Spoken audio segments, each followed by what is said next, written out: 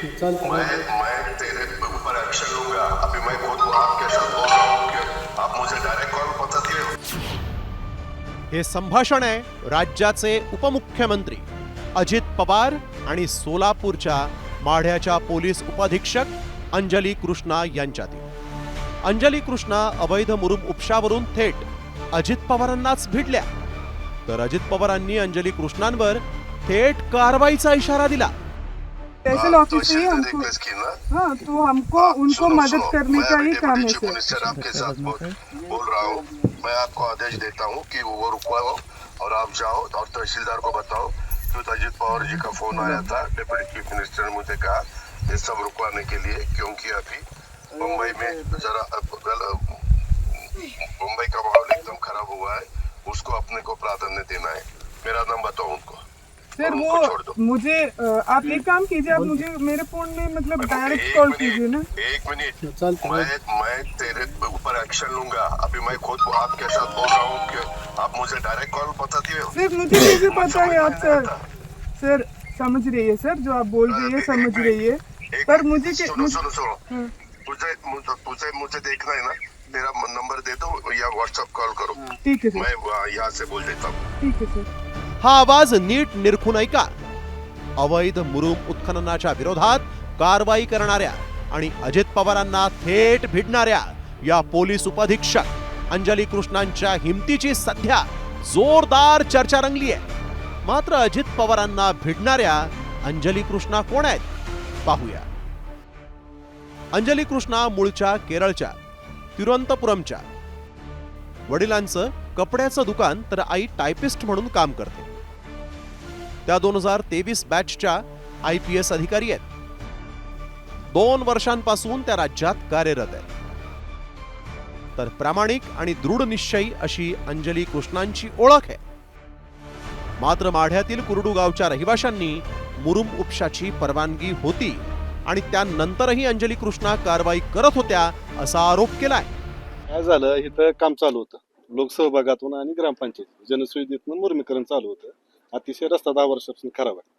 लोकांनी तक्रारी करून तो काम चालू होतं, मोठमोठे खड्डे होते रस्त्यावर। काम चालू असताना ह्या गावचे सरपंच सगळे बाहेरगावी होते आणि त्या मॅडम आल्या आणि मॅडमला ही चुकीची माहिती दिलेली होती की इथं काय चालू आहे। मॅडमला सांगितलं की इथं 100 ट्रका उभा आहे त्या वाळूच्या, म्हणून मॅडम कोरवाडी पोलीस स्टेशनला सांगितलं नाही, महसूल प्रशासनाला सांगितलं, स्वतःहून आले। त्यांच्या संग त्यांनी 2 तलाटे आणले, एक शेवऱ्याचा आणि माळेगावचा। मॅडम आल्या, एक हॉकी स्टिक संघ होतं त्यांच्या कर्मचाऱ्यासंग। मॅडम आल्या अशांनी चालू केलं दमदाटी करायला। मात्र अजित पवारांनी ज्या कार्यकर्त्यांसाठी अंजली कृष्णांना थेट फोन केला, त्याच कार्यकर्त्यावर आता बेकायदेशीर जमाव जमवून शासकीय कामात अडथळा आणल्याचा गुन्हा दाखल करण्यात आलाय।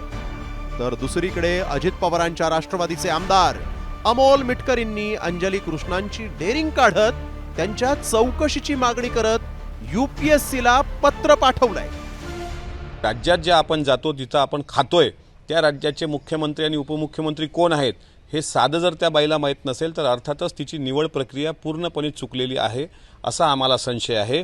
ज्याप्रमाणे पूजा खेडकर ह्या अधिकाऱ्यांनी स्वतः UPSCला अनेकदा चकवा देऊन आयता लाभ लाटला होता, त्याच धर्तीवर अंजला कृष्णा यांनी तो लाभ लाटला असावा असा आम्हाला संशय असल्यामुळे मी स्वतः केंद्रीय आयोगाला म्हणजे केंद्रीय लोकसेवा आयोगाला स्वतः पत्र लिहिलेलं आहे। अंजली कृष्णांना दम दिल्याप्रकरणी विरोधकांनी अजितदादांवर टीकेची झोड उठवली। त्यामुळे अखेर या वादावर पडदा टाकण्यासाठी अजित पवारांनी स्पष्टीकरण जारी केलं। अजित पवारांनी ट्विट करून म्हटलंय की कायद्याच्या अंमलबजावणीत हस्तक्षेप करण्याचा माझा उद्देश नव्हता, मात्र त्या ठिकाणची परिस्थिती शांत राहावी आणि ती अधिक बिघडू नये याच्या काळजीचा होता। आपल्या पोलीस दलाबद्दल तसंच धैर्यानं आणि प्रामाणिकपणे काम करणाऱ्या महिला अधिकाऱ्यांबद्दल मला सर्वोच्च आदर आहे। मी पारदर्शक कारभारासाठी आणि बेकायदेशीर वाळू माती खडक उपशासह प्रत्येक बेकायदेशीर कृतीवर कायद्याप्रमाणे कठोर कारवाई करण्यासाठी कटिबद्ध आहे। अनेक पोलीस अधिकारी अवैध प्रकारांविरोधात प्रामाणिकपणे सिंघम स्टाईल कारवाई करत असतात। या प्रकरणी अजित पवारांनी आदर व्यक्त करत आपलं स्पष्टीकरण दिलं। मात्र त्यांचे आमदार उजरेगिरी करण्यात धन्यता मानताना दिसताय. प्रामाणिक अधिकाऱ्यांची चौकशी करण्याची मागणी करत आपण प्रामाणिक अधिकाऱ्यांचं खच्चीकरण करत आहोत याचंही भान अशा वेळी यांना राहत नाही. भारत नागणे, साम टीव्ही न्यूज, माढा, सोलापूर.